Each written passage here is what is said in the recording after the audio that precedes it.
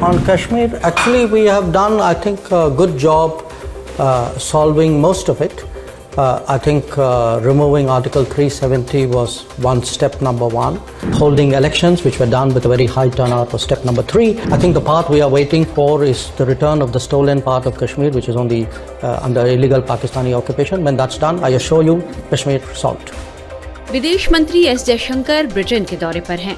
वे 5 मार्च को लंदन के Chatham house think tank के कार्यक्रम में अपनी बात रख रहे थे। इस दौरान उन्होंने पाकिस्तान के कब्जे वाले कश्मीर यानी पीओके को लेकर ऐसा धमाका कर दिया जिसकी गूंज पाकिस्तान तक पहुंच गई है। लंदन के प्रतिष्ठित चैथम हाउस में विदेश मंत्री एस जयशंकर जम्मू कश्मीर के हालात और भारत सरकार की नीतियों पर बोल रहे थे। इस दौरान उनकी तरफ एक पाकिस्तानी पत्रकार का सवाल आया। इसके जवाब में जयशंकर ने जो कहा उससे पाकिस्तान के पत्रकार की बोलती ही बंद हो गई।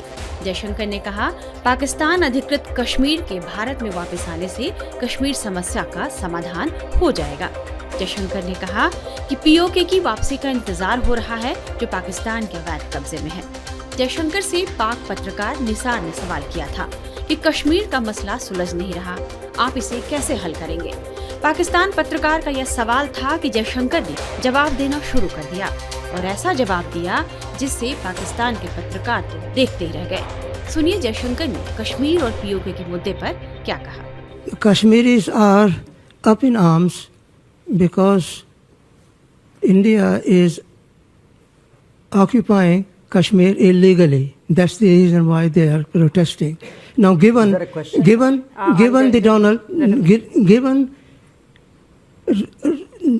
Mr. Trump's zeal for striking peace and peace deal, can Narendra Modi use his friendship with Donald Trump to solve out the problem of Kashmir? There are 1 million soldiers stationed in Kashmir to control 7 million Kashmiris. So what are you going to do about the Kashmir problem? Okay, you haven't spoken about it. Can we just capture the question there? Thank you. On Kashmir, actually we have done, I think, a good job solving most of it. I think removing Article 370 was step number 1. Kashmir में हमने ज्यादातर समस्याओं को सुलझाकर चीजों को ठीक करने की कोशिश की है। धारा 370 हटाना इस ओर हमारा पहला कदम था। कश्मीर में आर्थिक गतिविधियां और सामाजिक न्याय बहाल करना दूसरा कदम था। हाई वोटिंग के साथ चुनाव कराना यह तीसरा कदम था। इसके बाद कश्मीर का वो हिस्सा जो पाकिस्तान के अवैध कब्जे में है उसे वापस पाना बाकी है। जब ऐसा हो जाएगा तो कश्मीर समस्या सुलझ जाएगी। कश्मीर सॉल्व्ड। जयशंकर के बयान को लेकर अब जम्मू कश्मीर से प्रतिक्रिया आई है। इसमें कोई दो राय नहीं, जम्मू कश्मीर कोई इशू ना पहले था, ना है, ना होगा। अखंड भारत की कल्पना जो है वो सब जग जाहिर हो चुकी है और अखंड भारत की जब हम कल्पना करते हैं तो पीओजे को हम मानते हैं कि वो हमारा हिस्सा था, है, और उसको वापस लेने में मुझे नहीं लगता है कि ज्यादा समय लगेगा। और बेहतरीन वातावरण के अंदर जिस तरीके से केंद्र सरकार मजबूती से आगे बढ़ रही है वो दिन दूर नहीं जब पीओजे के जम्मू कश्मीर का हिस्सा होगा। यहाँ पे असेंबली में खड़े हैं, यहाँ पे भी सीटें रखी गई हैं उनके लिए।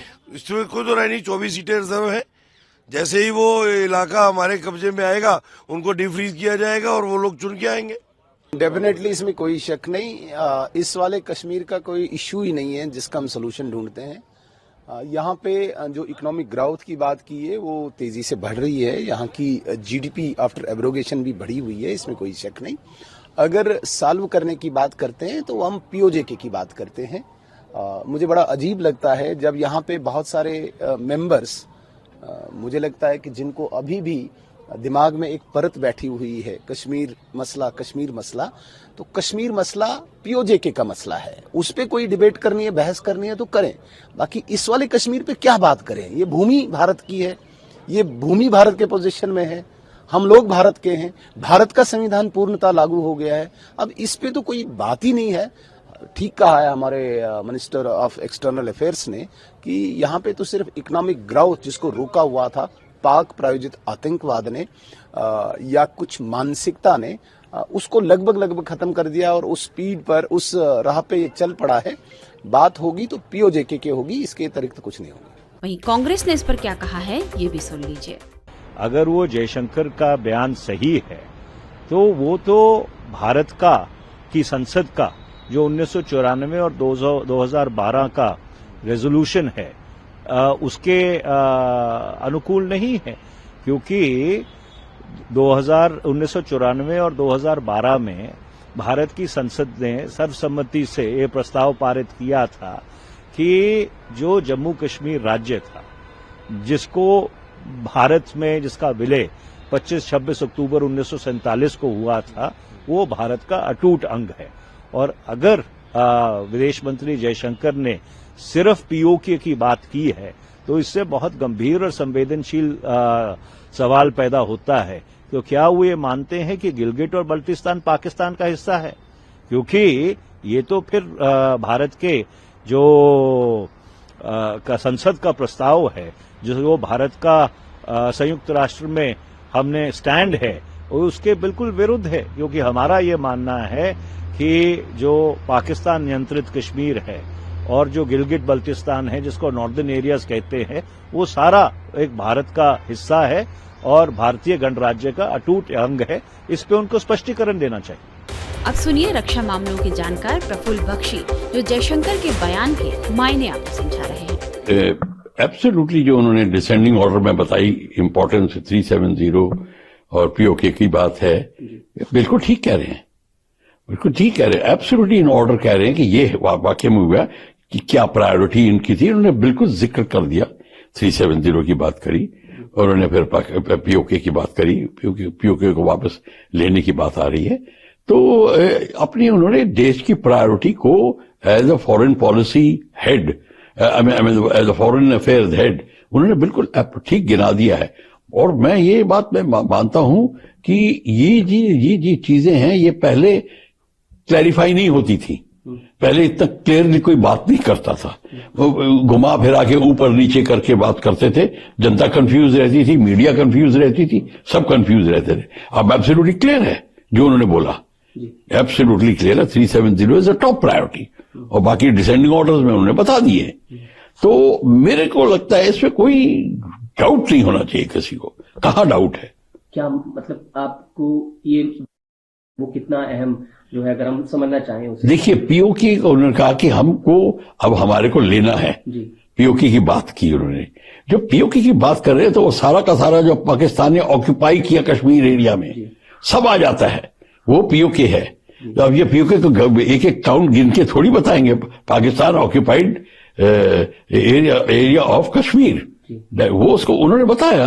तो वो एब्सोल्युटली ठीक कह रहे हैं कि हम कब लेंगे। अब देखिए कब लेंगे, कैसे लेंगे, किसके द्वारा, क्या टैक्टिक्स या क्या रहेगी हमारी नीति, उसको कोई बयान करने की जरूरत नहीं है मीडिया में। वो हमारे आप जो चाल चलोगे, आप पहले से क्यों बतला दो क्या चाल चलेंगे, हम कैसे करेंगे, क्या करेंगे, कब करेंगे, वो दूसरी बात है। तो ये एक्सटर्नल अफेयर्स मिनिस्टर का ये काम थोड़ी है कि हम फलाने मंथ में ये करेंगे और ये करेंगे। किस तरीके से करते हैं, हम कोर्सिव मेथड्स लगाते हैं, या डायरेक्ट मिलिट्री कन्फ्रंटेशन की बात होगी, या डिप्लोमेटिक की बात होगी, डायलॉग से होगा, कैसे भी होगा। तो पीओके की बात उस एंगल में बड़ी चीजें आएंगी। चाइना ने बहुत सारा एरिया पीओके में ऑक्यूपाई किया हुआ है, उसके थ्रू से अपना चाइना पाकिस्तानी इकोनॉमिक कॉरिडोर चलाया हुआ है।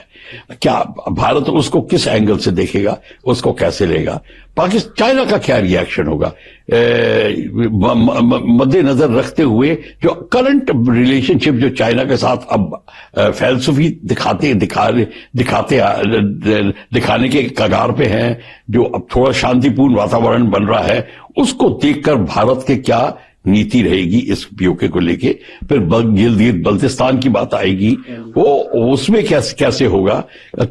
और गिलगित बल्तिस्तान की जब बात आती है तो उसको हमारे को पहले उसकी हिस्ट्री देख लेनी चाहिए कि उसके हाथ में कैसे गया पाकिस्तान के, क्या हुआ, ब्रिटिश रोल क्या था, ब्रिटिश आर्मी का क्या रोल था इसके अंदर। ये सारा का सारा एक बहुत बड़ी साजिश थी जिसके हाथ से हमारा गिलगित बल्तिस्तान और ये सारा हुंजा वैली वगैरह ये सारे हमारे हाथ से गए। क्यों हुआ, और उस समय हमारी सरकारी नीति में क्या कमी थी, क्यों थी। तो हम ये सब बात क्या नीति कमी थी कह के चुप हो जाते हैं। अरे क्यों थी, किसने क्या किया, और ये सारा का सारा अब एक स्टूडेंट, एक यूथ, एक सिटीजन ऑफ इंडिया जानना चाहता है कि क्यों हुआ ये, क्या कौन इसका जिम्मेवार था, उनकी थिंकिंग क्या थी। तो ये सारा का सारा एक बहुत बड़ा सब्जेक्ट बन जाता है। पर इस समय एक्सटर्नल अफेयर्स मिनिस्टर ने अपने जो दायरे में जो जितना उन्होंने बताना था वो बताया है।